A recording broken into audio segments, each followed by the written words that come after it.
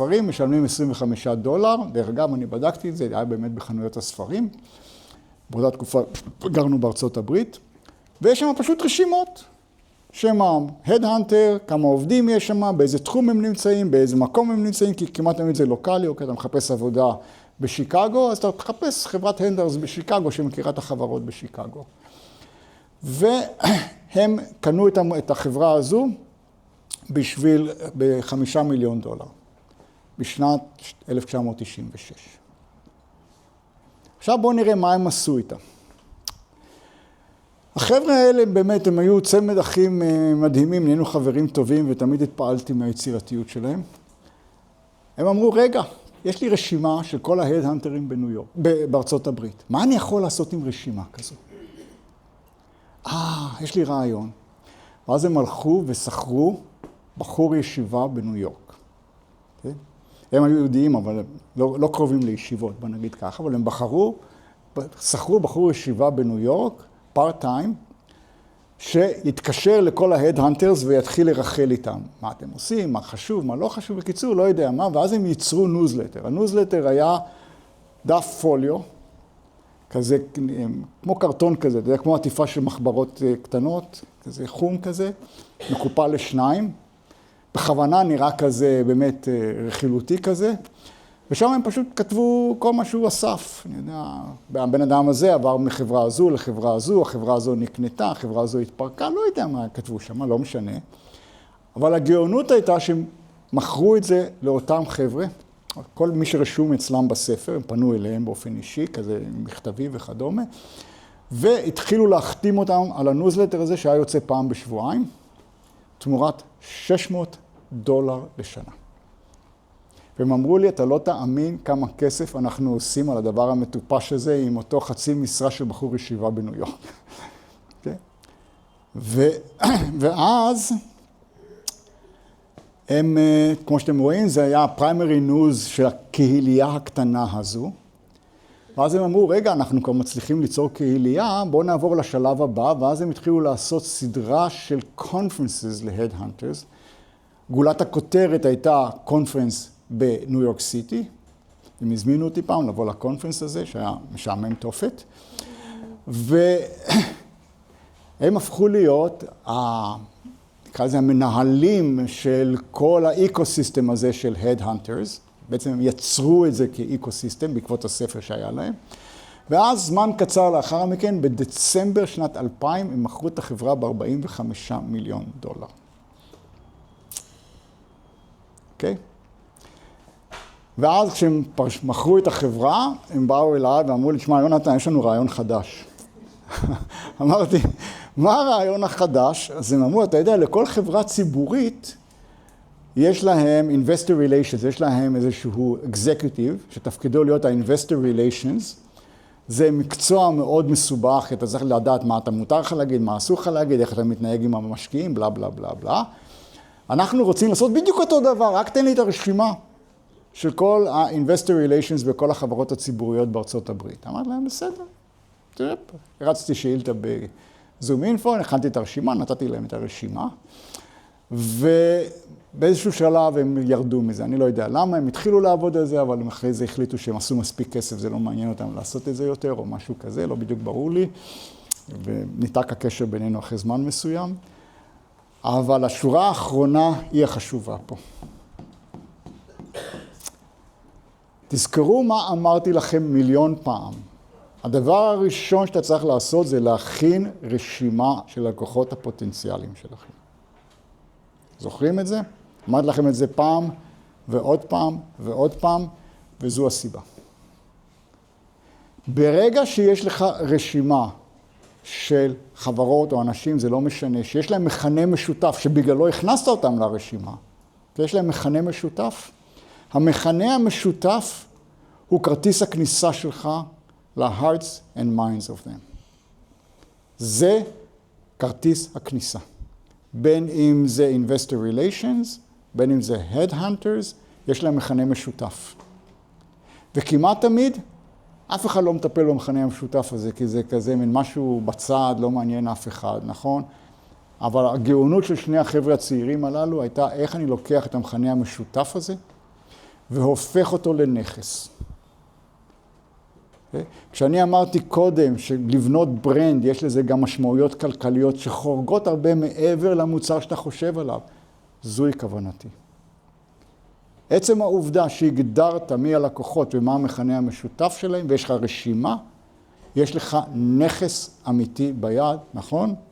חד משמעית. חד משמעית, נכון? זה משהו שלגמרי כל יזם צריך לעשות ואפילו להתחיל איתו. תחשבו על זה כל הזמן, תזכרו ברנד, אתם שמעו אותי, בסוף תשמעו את המילה ברנד ותתחילו להקיא, אבל לא נורא, repetition עובד, אוקיי? טוב, נעבור להומוורק ואז אני אשאיר כמה זמן לשאלות. אוקיי? אז ההומוורק הזה, הפעם יהיה לכם יותר זמן. יהיה לכם, זה עוד שבועיים, יש לנו עוד פגישה, ואחרי זה כמובן. ומה שאני הייתי רוצה זה שבאמת תשבו, תגרדו את הראש, אנחנו תכף תראו את השאלות הספציפיות, אבל המטרה שלי היא שבמהלך 4 שבועות הקרובים אתם תבנו ברנד. ליטרלי תבנו אותו ותצאו איתו. לא רק תגרדו את הראש, תכתבו לי מה אמר, בסדר? אלא תעשו את זה. ליטרלי תעשו את זה. תבנו אתר, תעשו משהו, תתחילו לחשוב, תבנו רשימה, לא יודע מה. תעבירו הרצאות, תפיצו תמונות, לא יודע מה. אבל תתחילו לעשות משהו. אז בואו נראה מה השאלות, אוקיי? קודם כל, define who your prospects are. Be as specific as you can. אוקיי? ותחשבו שוב, סיימתי עם הרשימה, זה בדיוק העניין. רשימה של הלקוחות הפוטנציאליים שלכם שווה זהב. אם אתה מבין איך אתה בונה את הרשימה וכמה שיותר אינפורמציה תזכרו, זה טבלה. כמה עמודות שאתה יכול להוסיף בטבלה הזו, שווה כסף. אספר לכם עוד סיפור. אני עבדתי גם עם חברה שמתעסקת בתחום של clinical trials, בתחום של ה-data processing של clinical trials. והקהל שרצינו לפנות אליו היה מה שנקרא biostatisticians. זה אנשים שיודעים לכתוב תוכנה בתחום של מחקרים רפואיים. בעיקר היה מדובר על מוצר תוכנה בשם SAS, ואמרתי בוא נבנה מסד נתונים של כל האנשים הללו, כי ברגע שיש לי מסד נתונים של כל הלקוחות הפוטנציאליים שלי, אני יכול להתחיל לבנות כל מיני דברים. עכשיו, איפה מוצאים כזה מין מסד נתונים? מה עשינו? הלכנו ללינקדאין, שכרנו איזשהו בחור הודי, זה היה לפני ה-AI וכל הדברים האלה, ואמרנו לו, הנה מה שאנחנו רוצים, תוציא לי בבקשה את כל האנשים שמופיע אצלם בטייטל, שמי זה SAS Programmers, או Biostatistician, או מה שזה לא יהיה. ועבדנו יחד איתו מספר שבועות, עד שבדקנו שכל האינפורמציה באמת נכונה ויוצאת נכון, והיה לנו בסוף מסד נתונים של 35,000 איש. והאינפורמציה שהייתה לנו הייתה אינפורמציה מלינקדאין, שהייתה אינפורמציה מאוד גנרית. והרעיון הבסיסי היה, שמנו לב מיד שהביוסטטיסטישנס הללו מגיעים ממגזרים שונים לחלוטין. למשל, היה מגזר שלא חשבתי עליו קודם, והוא המגזר בעצם של כל הרשויות. למשל, בכל סטייט בארצות הברית, יש להם אחריות על בריאות הציבור, ואז הם אוספים המון אינפורמציה על מחלות שפורצות, על כל מיני מגפות, או כל מיני הרעלות, או מה שזה לא יהיה. התפקיד שלהם הוא כל הזמן לאסוף אינפורמציה מבתי החולים ומרופאים, ולנתח האם יש התפרצות של משהו שמחייבת תגובה. Okay? אז יש להם ביוסטטיסטישנס כאלה שעובדים באותם מוסדות, וזה התפקיד שלהם. אז זה לא עניין אותנו, כי זה לא התחום שאנחנו מתעסקנו איתו. אבל אתה בבת אחת מסתכל על כל הדברים הללו, ופתאום רואה איך השוק שלך מתפלח בצורות מסוימות, ושאנחנו יכולים לפנות לאנשים הללו ולתת להם כלים להגדיר יותר טוב מה הם יודעים לעשות, לפי איזה שיטות סטטיסטיות הם עובדים, הם בייג'יאן או משהו אחר, וכן הלאה וכן הלאה. בסוף לא עשינו עם זה הרבה, מכל מיני סיבות שלא קשורות לעניין, אבל המחשבה הייתה בדיוק הדבר הזה. אוקיי. וכמו שתיארתי לכם עכשיו, זה בדיוק מביא, רק הסתכלות על הרשימה ולהוסיף כמה שיותר עמודות שאתם יכולים לחשוב עליהן, ייתן לכם הרבה מאוד רעיונות. ואז תחשוב על איזה בעיות אתה מנסה לפתור. לא הפתרון, תזכרו, הבעיות. כי עכשיו יש לכם שילוב של רשימת הלקוחות הפוטנציאליים שהצלחתם לייצר, והבעיות שאתה רוצה לדון בהן. Okay? ואז אתה שואל את עצמך, תגיד לי, הם בכלל מודעים לזה שיש להם בעיה? אחד הדברים היותר חשובים הוא, הרבה פעמים כשאתה בא לפתור בעיה, מסתבר שהלקוחות שלך לא חושבים שזה בעיה. לא כי אין להם את הבעיה, אלא הם לא עברו את השלב המחשבתי של להגדיר את זה כבעיה. אנשים לא מנסים לפתור משהו שמטריד אותם, אבל מעולם לא הגיע לשלב שבו אני מגדיר את זה כבעיה. כן, מגרד לי פה, זה בסדר, לא חשוב. אבל פתאום כשאתה אומר לו, תשמע, זה יכול להיות סרטן, זה פתאום מגרד לו, אוקיי? הוא פתאום מתחיל לשים תשומת לב רצינית לנושא הזה. אז תמיד צריך לזכור שיש הרבה דברים שגורמים לאנשים אי נוחות, אבל הם לא מגדירים אותם כבעיה. ואז השאלה הכי חשובה היא, אם יש להם את הבעיה, מה הם עושים איתה היום? מתעלמים ממנה, הולכים ליועצים, מה הם עושים היום? כי זה מאוד מאוד קריטי בהגדרה שלך. ושוב, אותו דבר שחזרתי קודם, האם יש דרך לאסוף הרבה אינפורמציה על הפרוספקט או על הבעיה? אתן לכם דוגמה. עבדתי עם איזושהי חברה שהיה להם ציוד שמאפשר לאסוף נתונים מתחנות רחוקות כאלה. המכשיר שלהם אפשר להם לקחת את הנתונים, להעלות אותם דרך הרשת הסלולרית ולשלוח אותם לאיזה מקום מרכזי. והשתמשו בזה הרבה דווקא בתחום הביוב. זאת אומרת, כל מיני בורות ביוב רצו לוודא שאין להם שם גלישה של הביוב החוצה. בסדר? ואז אמרתי להם, למה שלא נהיה הכי גאונים על כל הנושא הזה של גלישת ביוב? גלישת ביוב זה בעיה רצינית מאוד, בדרך כלל אתה מקבל קנסות, זה לא נעים כל הסיפור. בארצות הברית גם יש מעקב אחרי זה, וכמו כל מעקב ממשלתי בארצות הברית, אי אפשר להבין את המסד נתונים הזה, כי הוא קטסטרופה. אמרתי, בוא תיקחו את המסד נתונים הזה, ותהפכו אותו למשהו הרבה יותר נגיש, והרבה יותר פשוט, ואז אתם תהיו הגאונים בתחום של הבעיות האלה. בסוף הם לא עשו עם זה כלום, החברה כבר היום במצב די קשה, לא חשוב, אבל זה דוגמה לאיך אתה מתמקד על הבעיה, אוסף נתונים על הבעיה. במקרה הזה היה מאוד פשוט, כי הבעיה נאספת כבר, יש מלא מסדי נתונים בנושא הזה. אז חשוב, תחשבו על הנושא הזה. ואז כמובן, can you become a thought leader in the industry? זאת אומרת, תשימו סטטיסטיקות שאומר, שיקגו זה המקום הכי גרוע לגלישות של ביוב, ופלורידה זה מקום נהדר. לא יודע מה, תמיד אפשר לייצר, בכל מסד נתונים אפשר לייצר מלא תובנות. ותובנות אנשים אוהבים לראות, אתה עושה פאי צ'ארט, אנשים אוהבים פאי צ'ארט, הם מבינים שהוא לא אומר כלום, זה לא חשוב, אבל הוא נראה יפה, וכתוב 13%, 17% וכן הלאה. הכל טוב, בסדר? תחשבו על זה. ומה עוד יכול לעניין את הלקוחות הפוטנציאליים שלכם? תזכרו שוב, אל תנסו למכור את המוצר. אתם מנסים להגיע ל-hearts and minds של הלקוחות שלכם. אז מה מעניין אותם? תסתכלו על הפרסומת של אבסולוט וודקה ותראו בדיוק איך זה עובד, אוקיי? הם לא מדברים על הוודקה. הם לא מספרים לך שזה המשקה הכי טוב בעולם, הם לא אומרים לך שזה הוודקה הכי טובה בעולם, אבל הם מעוררים בך תחושות. הם גורמים לך לשים תשומת לב עליהם, אוקיי? זהו. רגע, בלי שודה. זהו, זה חשוב. אנחנו מתחילים לחשוב על לפתוח את הסדנה. עוד אין לנו תאריך ספציפי, אבל כן, אתה יכול לשים את האתר שלנו רגע? באתר שלנו יש סקשן של התוכניות, יש את הקורס, ומתחת לזה יש סדנה. פתחנו שם את האפשרות להירשם, זה אומר שאנחנו, אם מישהו מילא לי שם פרטים, אז אני יודעת שהוא רוצה, ואז אני אדבר איתכם ואני אבדוק אם יש בעיקרון התאמה, אם אתם בשלב ללכת לסדנה וכו'. הסדנה שלנו זה פחות מ10 אנשים, זה בחדר ישיבות עם יונתן, בעיקרון 9 מפגשים של 3 שעות שבאמת עובדים, פה זה פרונטלי חד כיווני. בסדנה שלנו, יש לנו בוגר סדנה פה, יכול לספר לכם קצת? ממליץ מאוד, כן. סדנה היא רק ההתחלה, כן?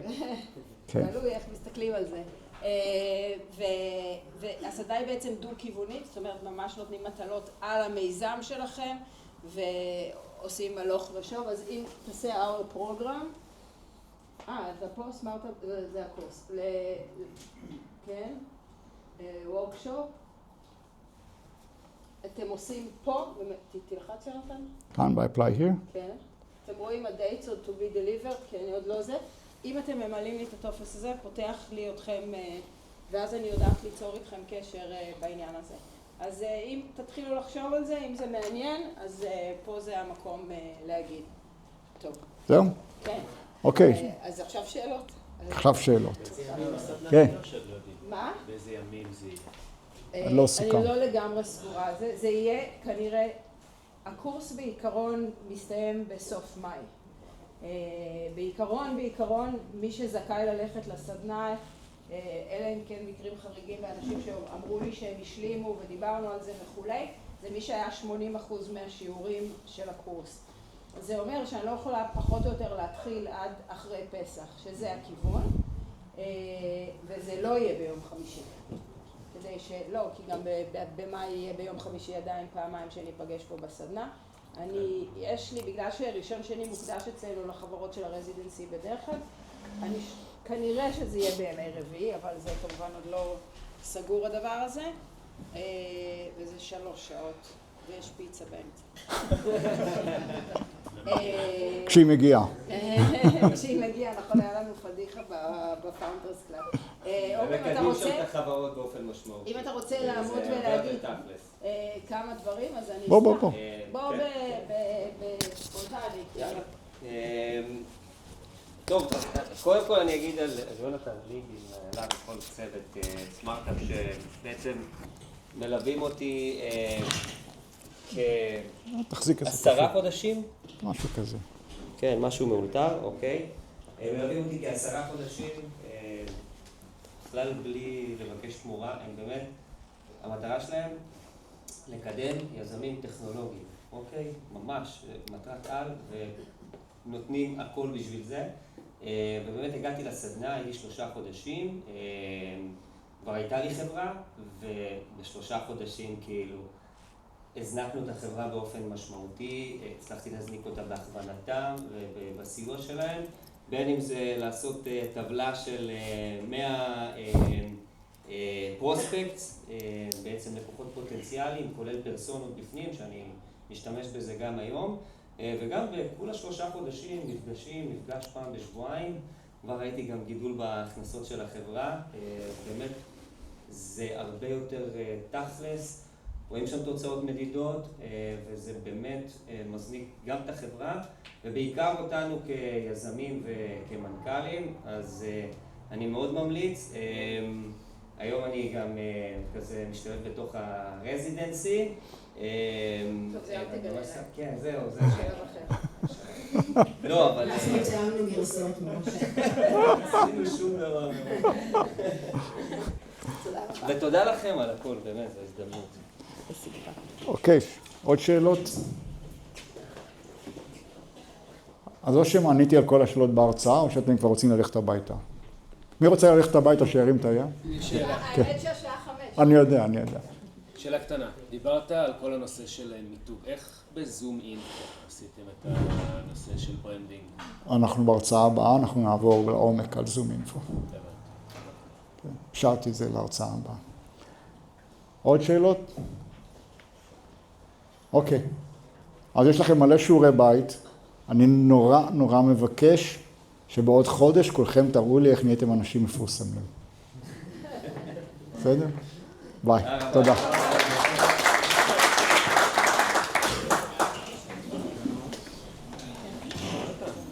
כן. הנה, גם יונתן. יש לי כבר אתר, יש לי כבר מותג, יש כבר דברים. איך היית ממליץ לי, אתה יודע, לקחת את השיעורים האלה דווקא עוד צעד קדימה? זה כל ההרצאה, תתחיל לחשוב איך אתה משווק. תתחיל לחשוב איך אתה בונה ברנד, איך אתה מגיע ללקוחות שלך. פשוט.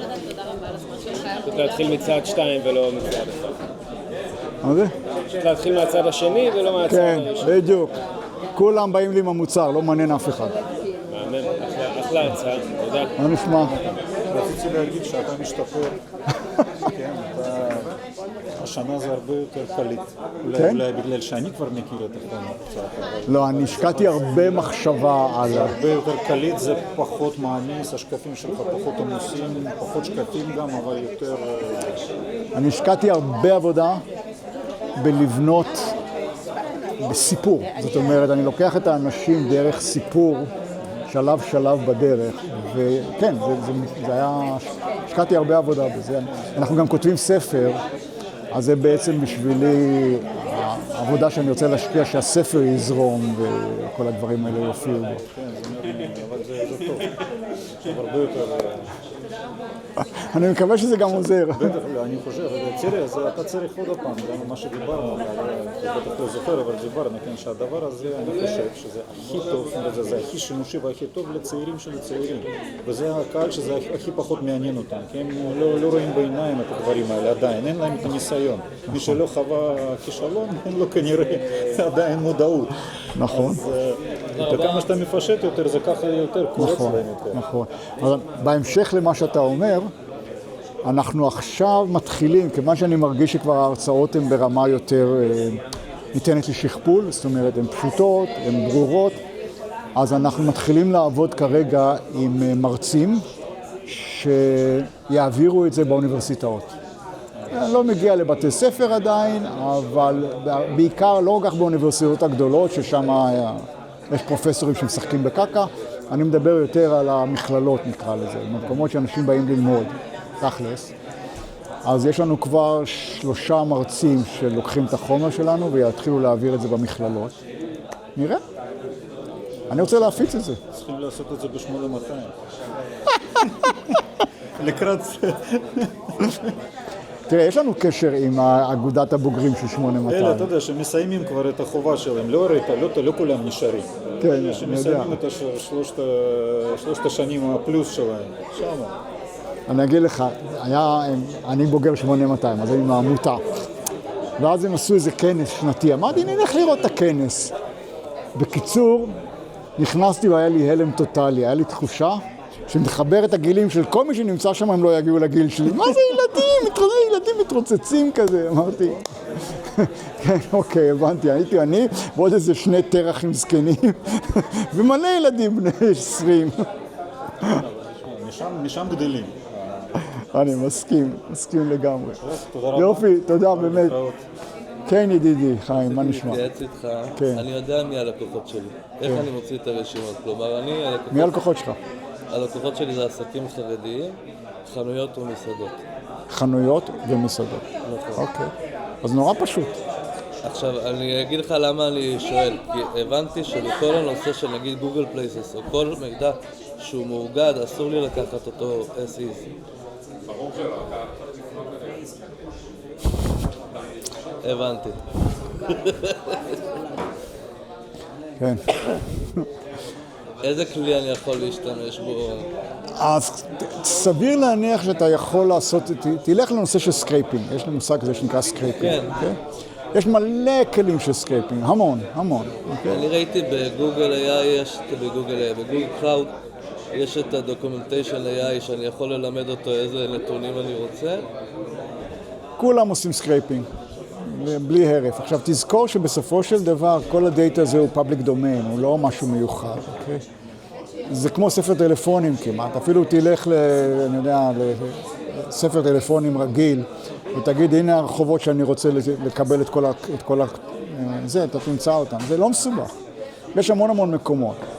למצוא יותר אינפורמציה אולי יהיה לך יותר קשה קצת, אבל למצוא את זה שהחברות נמצאות שם, זה... יש את המתחרים שאני מתלבש עליהם, אני יכול לקחת מהם בתכלס. תיקח מכל הבא ליד, זה לא רלוונטי בכלל. כי בסוף, הבעיה שלך תהיה איך אתה מגיע לאנשים הללו וגורם להם לתקשר איתך. וזה קהל שאני לא מכיר, זאת אומרת, אני לא יודע מה... אני מה שעשיתי בהתחלה, הדאטה שאני עכשיו אספתי, זה הלכתי לבד"צים עצמם, ביקשתי רשימת עסקים, יש לי עכשיו איזה 600-700 אנטיטיז. ואני רוצה לגדול, כלומר, הערך שאני אתן למשתמש הקצה, בסופו של דבר זה מחר הוא ירצה מסעדה כשרה, הוא ירצה חנות כשרה, הוא יוכל להיכנס לאתר שלי, הוא כבר באוויר, ולחפש את העסקים שלי, יש עמוד עסק לכל... תראה, מה שאני הייתי עושה, מי משלם בסוף? מי משלם בסופו של דבר? העסקים, הלקוחות שלי זה העסקים. יפה. אני הייתי פשוט נכנס לחנויות, אחת, מתחיל לדבר איתם, ומתחיל להבין למה הם היו מגיבים, זאת אומרת, מה היה מעניין אותם להגיב. התחום של החרדים עם כל הטלפונים כשרים וכל הדברים הללו, אז אני לא באמת יודע. כולם הם כשרים, אבל במציאות הם לא. אז אני לא יודע בדיוק איפה עובר קו הגבול, כדאי להבין אותו. החלוקה מעניינת, כשאני הסתכלתי בגוגל אדס, עשיתי קמפיין, וגם בגוגל סירץ' יש הרבה מוביילס. ברור שיש, נו, מה. רוב ההסתכלות חשיפה שלי במוביילס, לא בגדול, אנחנו עובדים עם חברת טיק צ'אק, אתה מכיר אותם? אז למשל, כשהיה עלייה למירון, הם ניהלו את כל הרישום לעלייה למירון, לל"ג בעומר. עכשיו, הכריחו אותם לבנות מענה טלפוני ואנשים, כי הרי אי אפשר לרשם דרך האינטרנט, הרי זה לא כשר, אוקיי? בקיצור, הם אמרו ככה, 90% מהאנשים נרשמו דרך הנייד. תודה על העזרה. אז כן, אז אני יודע להגיד לך אפילו מספרים, 90% נרשמו דרך. על סמך ההנחה הזאת אני פתחתי, כי אני מאמין שכבר כולם בדיגיטל. כולם בדיגיטל. הם הולכים לחיידר עם הטלפון הישן שיראו, אבל הם לא משתמשים בו. אחד צדיק, אחד ראשה. נו, זה...